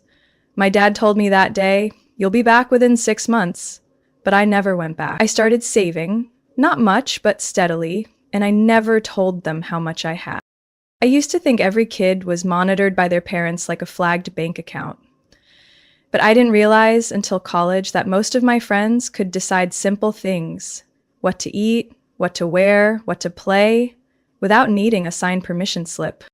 In my house, every choice had to be approved. I wanted to take a ballet class? No. Too time-consuming, won't help with college. I asked to cut my hair short? Absolutely not. It's not feminine. Every time I pushed back, my mother would pull me into the dining room, where she kept a thick gray folder documenting my non-compliance, like some HR quarterly review. My mother, Linda Monroe, never raised her voice. She didn't have to. Her tone was flat, concise, and cut like a 10 p.m. email from your boss. My father, Franklin, was different. He made me feel like a bad investment he needed to cut losses on. If I got a bad grade, he'd open an Excel spreadsheet detailing every penny spent on school, then ask coldly, "Was this worth a C+?" But with Ethan, no one kept score. Ethan had everything I ever wanted. Not the material stuff, but freedom. He chose to play guitar and never practiced. He dropped his AP classes because they were too stressful. He skipped a week of school to reignite his passion for life. Every time Ethan failed, my parents didn't just forgive him. They invested more.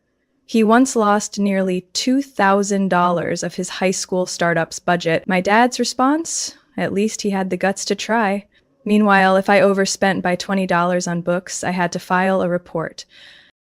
There's one night I'll never forget. I was 17, struggling to finish my college essay for the University of Minnesota, the one school I genuinely wanted. My laptop froze.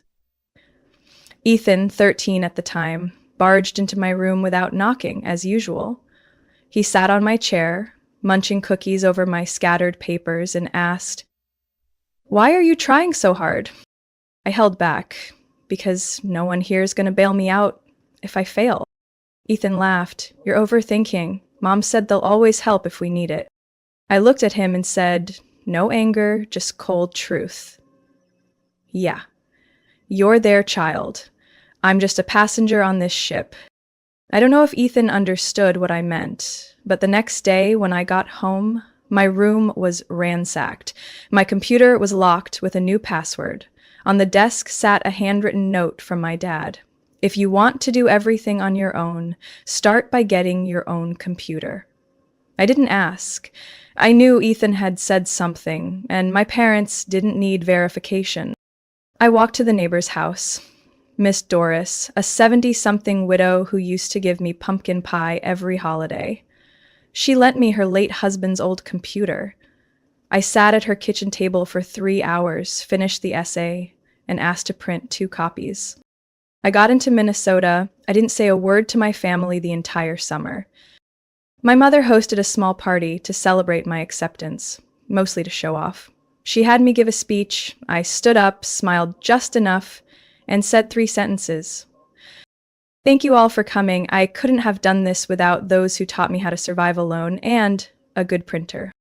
The room laughed, thinking it was a joke, but my mother didn't. She frowned through the rest of the evening. From that day on, I stopped trying to be the good daughter. I worked in the library, did laundry for others, delivered food on weekends. I never asked them for a dime. But I also never told them I was saving. Every month, I diverted 35% of my paycheck to a separate account, under my own name. No cosigners, no devices linked to the Monroe Wi-Fi ever accessed it. Thought I'd done enough to protect myself, until I realized even when I thought I had escaped, they were still there, lurking behind every trace, every bit of data they'd trained me to leave behind, since I was just a kid who didn't know how to set a password. I started working before I was even old enough to drive alone. My first job was at a tiny cafe called Brewhaven, just 3 blocks from my high school. That's where I earned my first tips, scrubbing espresso machines and pretending to smile through gritted teeth while waiting on table 5. I hid those early tips inside a hollowed-out copy of Pride and Prejudice, cut with a razor blade under the dim glow of a borrowed desk lamp. My dad once said, "Working too young will make you neglect your studies." But I didn't need his approval. I needed a way out. At 19, I moved out. No goodbye, no tears, just a cold text. "I'll be fine. Don't come see me off." I took a Greyhound bus, 2 suitcases full of old clothes and a set of cookware my mom had saved for Ethan, but I borrowed it. I moved to Raleigh for the University of North Carolina, where I had a partial scholarship in information systems. I lived in a damp ground floor room and turned myself into a ghost. I cooked late at night to avoid waking others, worked the tech help desk from 5 to 8 a.m., then studied till dark. On weekends, I fixed computers for nearby residents. There wasn't time to feel lonely. I became a machine, cold, precise, unemotional. For 4 years, I never went home. Every holiday, I stayed in the dorms or worked overtime. Ethan once emailed asking if I'd come home for Christmas. I didn't reply, because I knew if I did, I'd just be another number in Dad's spreadsheet. At 23, I graduated with honors and got a job at a small cybersecurity firm called Sentinel Logic.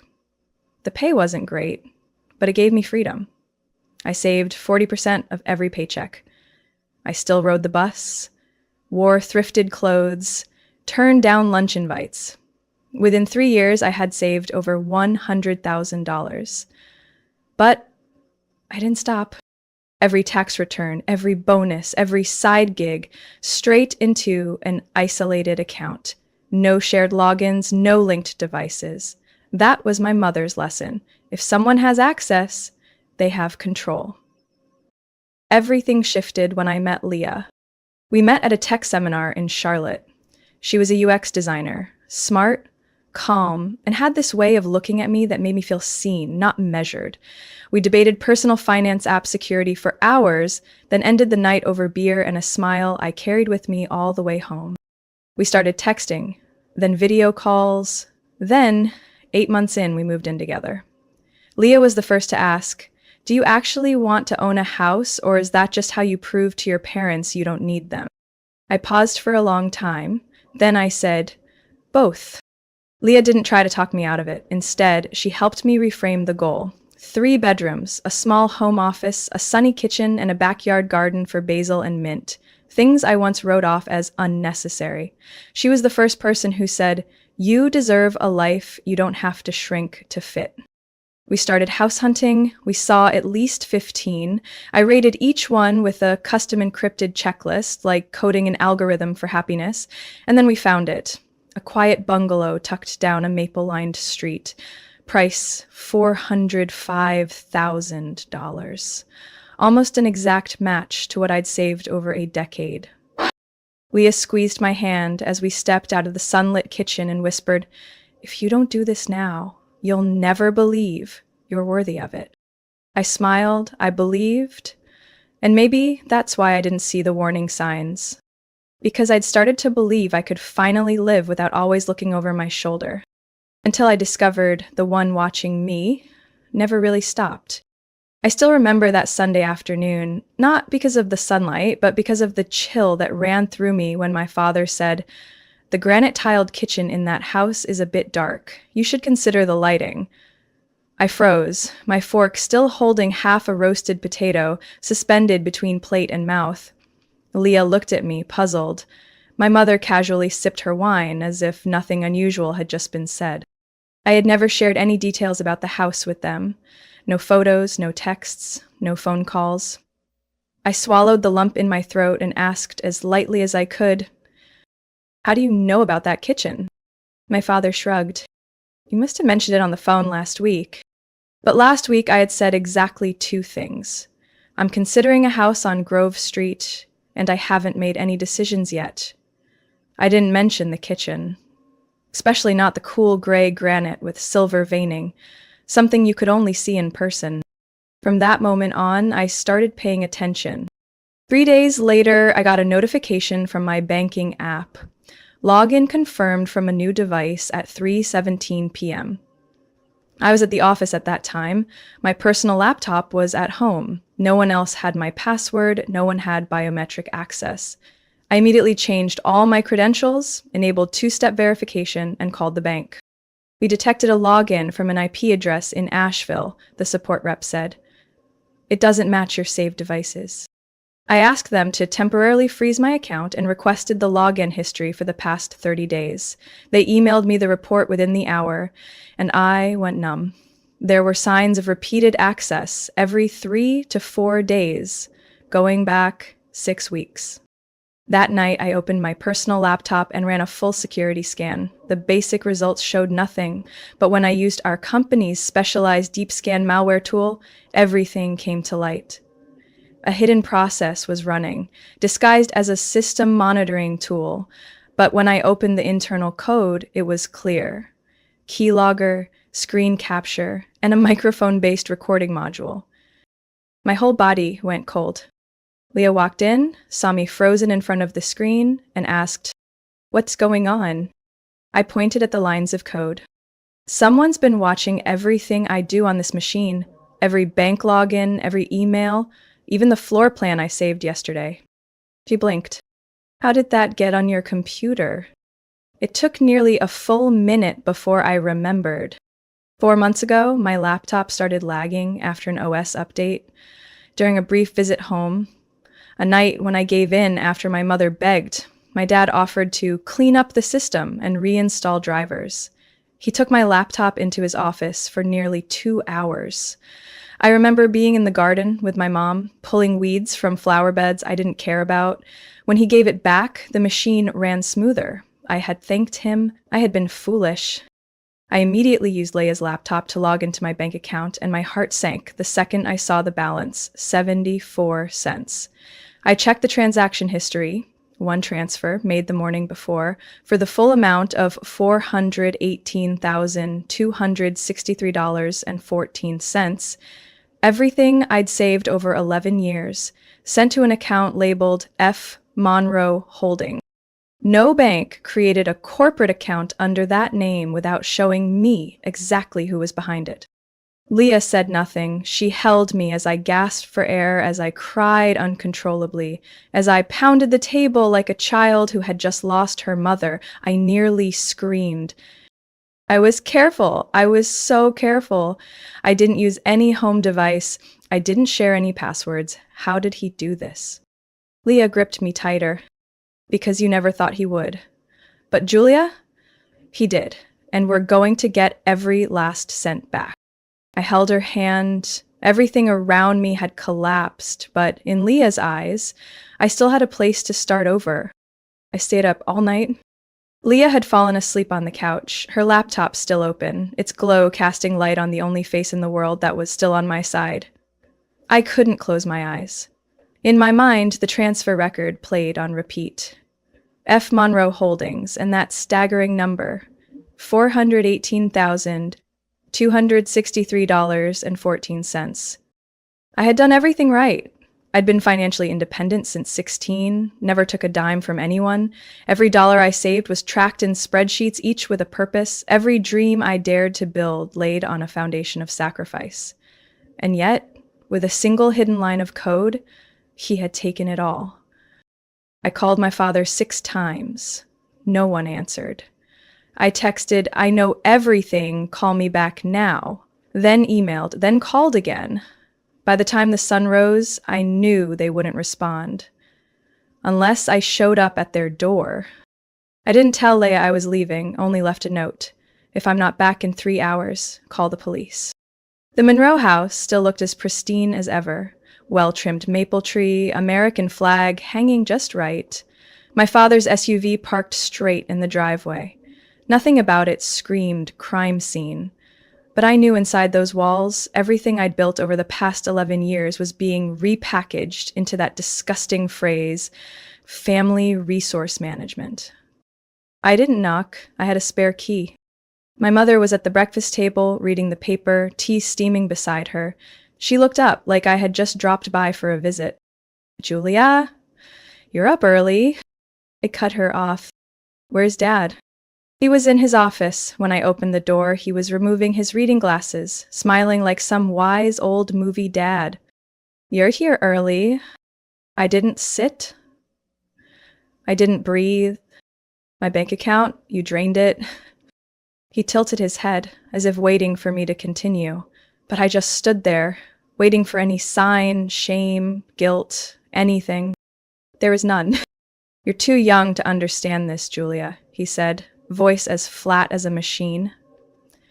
The money was used appropriately to support Ethan's foundation. I let out a laugh. Dry, hollow. You call that a purpose? Stealing from your own daughter to fund the son you spoiled into incompetence? That's your version of financial planning? My mother entered just then and quietly shut the door behind her. "Julia, lower your voice. You don't understand. We did this for the family's future." "Emily?" I clenched my fists. "You never saw me as part of the family. I was just a tool, a walking ATM. My father remained calm. "We're simply reallocating resources. Ethan was just accepted into a national startup incubator. This investment secures our long-term future. A house, Julia, it only anchors you." I stared at him. "Your daughter is an adult independent with a stable career and a real plan. Ethan is a 28-year-old man-child who's never held a job longer than 3 months. Tell me again, who's anchored?" My mother reached for my shoulder for the first time in years. "Don't see this as betrayal. Your father was only trying to protect you from a bad decision." I pushed her hand away. "You hacked my accounts. Installed spyware. Under federal law, that's a violation of privacy and financial fraud. That's not protection, it's a crime." My father folded his arms. "You wouldn't dare press charges against your own parents." I looked at him for a long time. In that moment, I wasn't the 15-year-old girl who got yelled at for spending $10 on books. I was a woman with intelligence, with evidence, and with resolve. "You have 48 hours to return every penny. If not, I'm going to the police, and I won't be going alone." As I turned to leave, I saw my mother trembling, not from the cold. Ethan stood at the top of the stairs, wide-eyed. "Are you serious?" he croaked. "You don't have to answer," I said as I stepped out the door. But if you keep that money, then you're no different from them. I walked into the sunlight without looking back. I left the Monroe house with my heart pounding like a war drum, but my face gave nothing away, not because I was calm, but because I had been preparing for this moment for over 2 months. I got in the car, locked the doors, pulled out my phone, and hit send. A 37-minute audio file, my full confrontation with my parents from start to finish, uploaded directly to the emergency folder in a hidden Google Drive account Leah had helped me set up. It was also shared with my tech attorney, Mr. Terrence Roth, and a cybersecurity specialist I'd privately hired to handle the spyware on my laptop. Because my father was right about one thing, I wasn't going alone. Back home, Leah was waiting. I opened my laptop and logged into the secondary bank account, where I'd quietly moved most of my funds after spotting early red flags. The balance was intact, $351,274.33. Only $39,000 had been left in the compromised account, and I had left it there on purpose. "You planned for this?" Leah asked, stunned. "Never trusting completely," I nodded. "Is the first lesson you learn growing up in a household that demands quarterly financial updates?" I sent Terrence the bank statements, all the screenshots, the spyware code I extracted from my laptop, and the transaction logs. By the end of the day, he called back. Half disbelief, half admiration. "Julia, this isn't just a state violation. They've breached at least 3 federal statutes. If you're willing, we can file both civil and criminal charges." I didn't hesitate. Do it. 2 days later, I walked into the Asheville Police Department with Leah and Terrence. There, I filed an official complaint with all supporting evidence: unauthorized logins, malicious code, the audio recording. The officer in charge, Lieutenant Davis, sat silent for a long time after reviewing everything. He said, "We see a lot of cases where kids steal from parents, but rarely the other way around." I looked him straight in the eye. "That's probably because most victims lack proof, or they're used to swallowing it. I'm not." I didn't expect Ethan to show up the next day. He came to my door looking pale, gaunt, like someone fleeing the very world that had once coddled him. "Are you really taking them to court?" I nodded. No need to explain.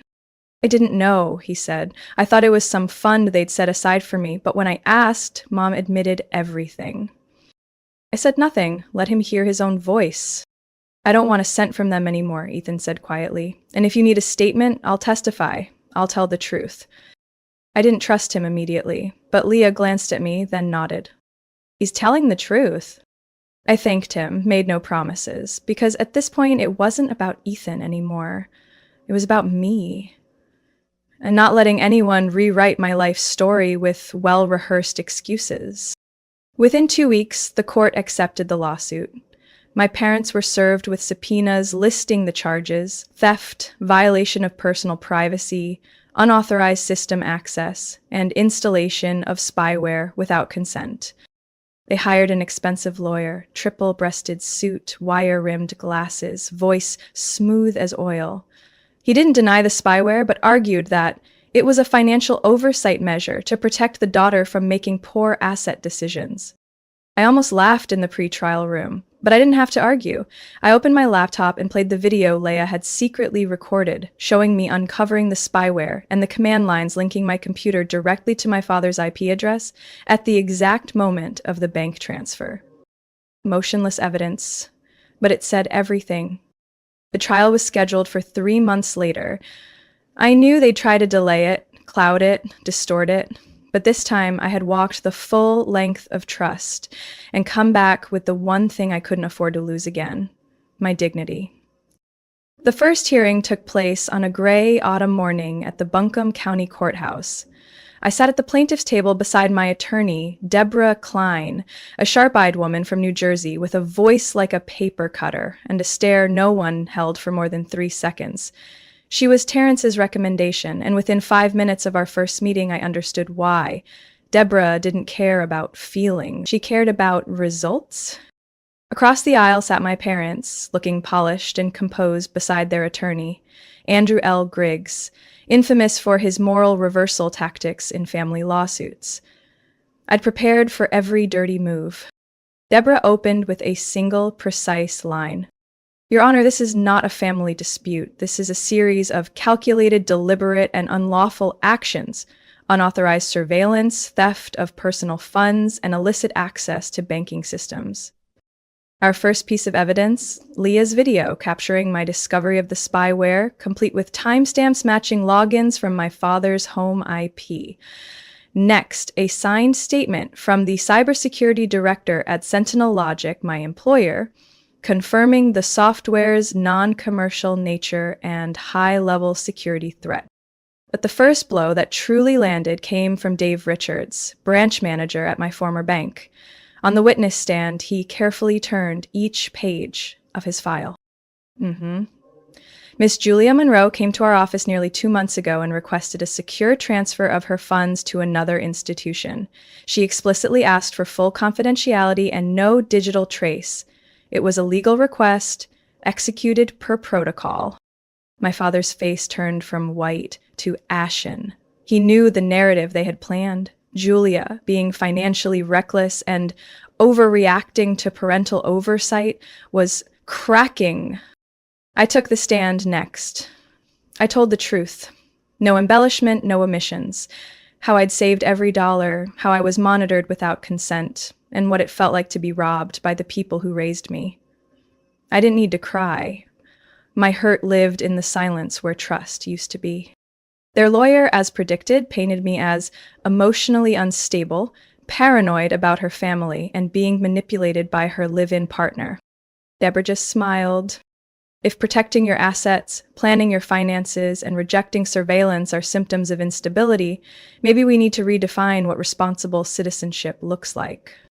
On day 2, Ethan arrived. He had already submitted his statement, but seeing him stand in court across from our parents was something I hadn't dared hope for. I never asked for money, Ethan said, his voice shaky but steady.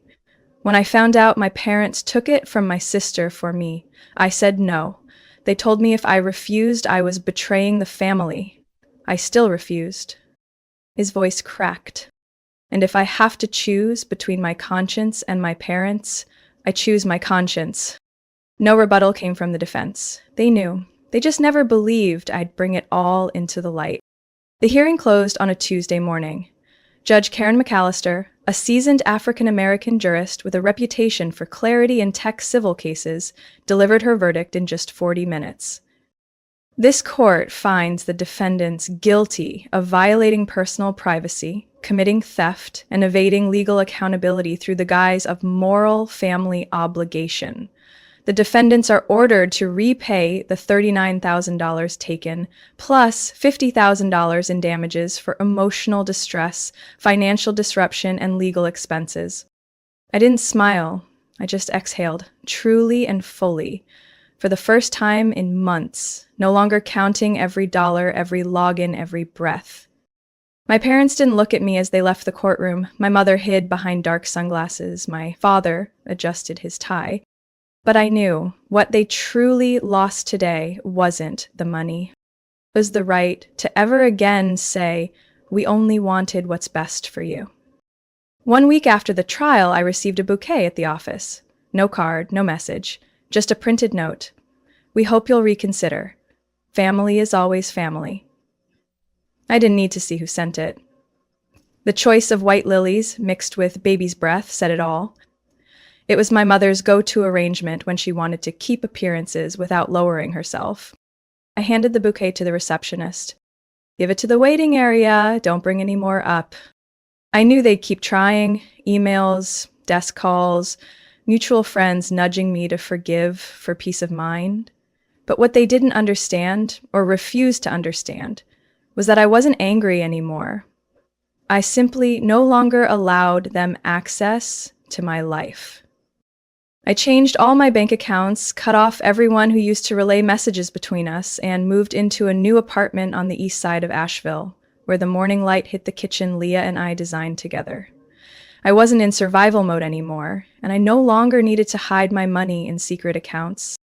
Sentinel Logic, where I had been a mid-level security engineer, offered me a new position, team lead for a project focused on protecting personal digital privacy, especially in cases involving surveillance from within one's own family.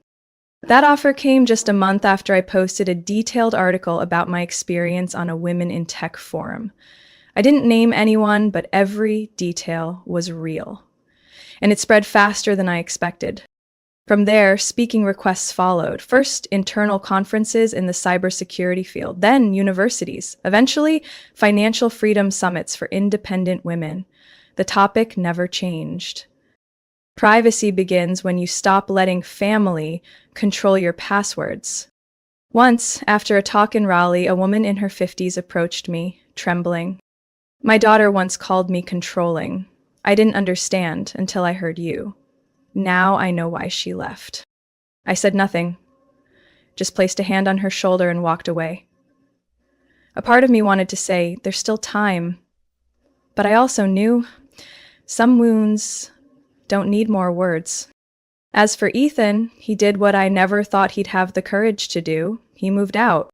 He rented a small apartment near his business school in Charlotte, juggling studies and a part-time barista job. When I visited him that first month, he was trying to cook dinner with a pan that stuck everything. No one warned me how hard and lonely living alone would be. I smiled. Then you're doing it right. We didn't talk much about the trial. Ethan never asked whether I'd reconcile with our parents. And I didn't need to say aloud that for the first time we were truly siblings.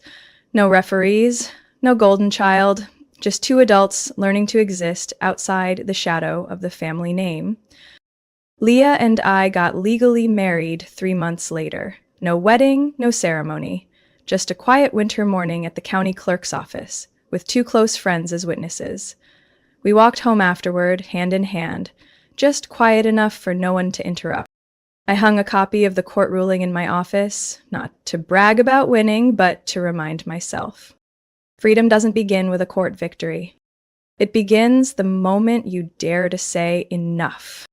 Some still call me cruel, that suing your own parents is unthinkable, but I don't live inside their imagination. I live with the truth I had to grow up with. Sometimes the people who hurt you most are the ones you once called family. One night, while teaching a virtual class on digital privacy, a student raised their hand and asked, "Do you think you went too far? I mean, they're your parents." I looked straight into the camera. "Sister, they are my parents, but I don't belong to them. I belong to myself." And I had to go a long way to reclaim that.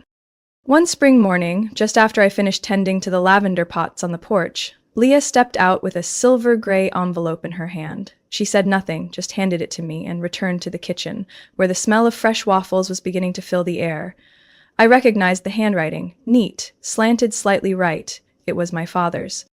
I never expected a letter from him. Honestly, I didn't think I'd ever receive one, but I opened it because I no longer feared it could take anything from me. To Aaliyah, if you're reading this, it means I've learned not to check someone's email history anymore. And maybe it also means I'm ready to admit you were right. Not because the court said so, but because I finally know it deep inside. I'm not asking for forgiveness. I just want you to know that in the end, I understood what it means to cross a line and what it means to lose a daughter because I thought I had the right to keep her at any cost. No drama, no rambling, just one printed page signed Franklin. I folded the letter and placed it in a drawer. I didn't tell Leah. I didn't have to. Forgiveness, if it ever came, wouldn't come through a letter. It would come through him learning when to stay silent, how to show up the right way, and when to step back. A few weeks later, we bought our dream house, a modern farmhouse with white walls, a gray roof, wide windows, and a wooden fence Leah and I painted ourselves over 3 days. It had a study with built-in shelves, a sunlit kitchen perfect for spontaneous baking, and a backyard big enough for both a vegetable garden and a cozy table for friends. Right where the sunlight streamed through the skylight every morning, Leah placed a navy velvet box on the table, next to a cup of coffee and a smile that stopped my breath.